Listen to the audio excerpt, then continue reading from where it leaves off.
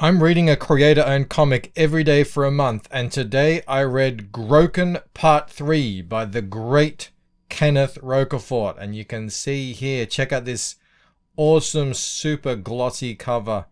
Kenneth may just be in my top 3 favorite comic book artists of all time.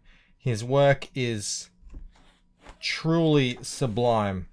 Every single page is a piece of art in the purest sense of the word.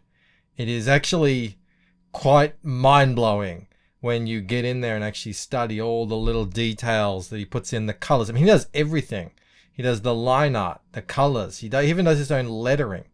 It's all tied together with a really beautiful design aesthetic that is unique to his book. And that includes the composition and the layouts and everything. What is Groken, you may ask? Groken is the story of a dragon. It's not a dragon that you and I know. He's kind of like a man dragon.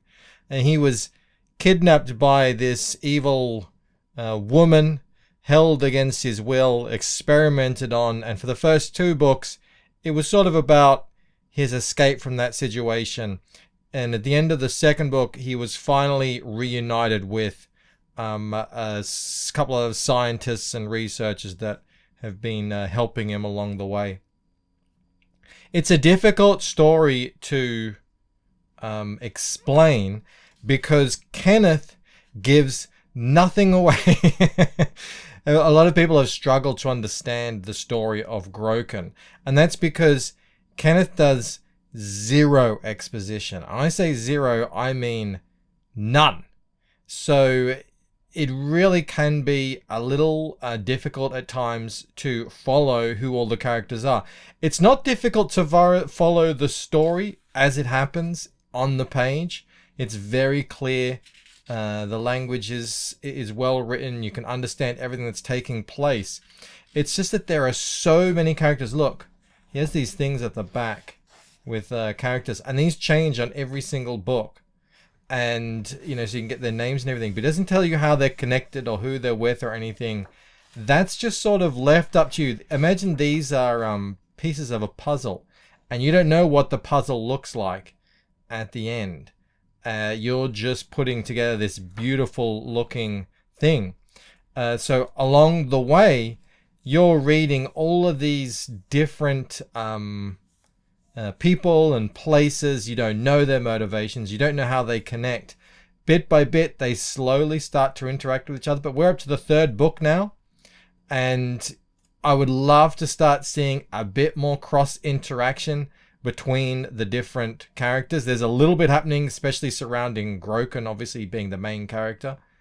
But I would love to see a bit more of that, just so we can get my grounding in this world. Because the way it's written, you can 100% glean from it that there is a really deeply thought out lore, and the whole world has been, because all these different characters and places has been thought out, but you just don't know it yet.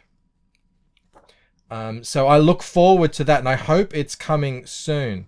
In the meantime, though, this story, we meet this new villain here, who's this kind of little crazy psychopath who murders people as fuel. He is being driven by the big bad of the series. This is Madame Machiavella. She's the one who had captured Groken, and she is now hunting him. She's poisoned science and technology into this strange poisoned concoction of what you see here, in a way that only Kenneth can portray. This fella here has been here from the start, just sort of in the sidelines. We learn now that he is a ranger. We don't know what that means, but he's definitely a sort of protective character. He tries to protect some innocents later on in the book. Look at this crazy guy. As for Groken, there he is. As you can see, like, he is not quite a dragon as we know. He's a very powerful creature from what we can see when he gets into fights, but we have a sense that he's still just reawakening to his powers after all the experimentation that sort of he underwent. Now that he's going to go through a journey through these tunnels here with this scientist character, this researcher character. I'm not going to go through too much of that other than just say, I mean, look at this, gorgeous. Every page is a delight for the eyes. It really is stunning. But let me scrub forward here a little bit. He comes up to he ends up underneath a library. And any artist knows setting scenes in libraries it's a bold choice. I know I've done it. I tip my hat to Kenneth, but I mean, if there was an artist up for the task, it's Kenneth Roquefort. This guy's going around still killing people. I want to get to this cool moment here where basically they've tracked Groken. They know where he is. He's in the library, and they activate all these assassins that are, waiting in the wings to capture Groken, the great legendary Groken. My understanding is that if Groken is allowed to come back to his full strength, he can completely undo this weird, strange, corrupt world that they've built here with all their twisted technology. That's my understanding. That sort of gleamed. I could be wrong on that, but that's what I think. It says he was born a myth but lives as a man, and that's what they're trying to, I think, stop him from doing. Anyway, he gets into a great little fight here at the end with all these assassins that come to kill him. I love this blue stuff he puts all on them. It looks gorgeous here. And that's going to close us out for this chapter. Like I said, I would love to see going forward in the next books a bit more crossover between who is who and what they're doing and meeting up. And there were characters in the second book that didn't appear in this book at all.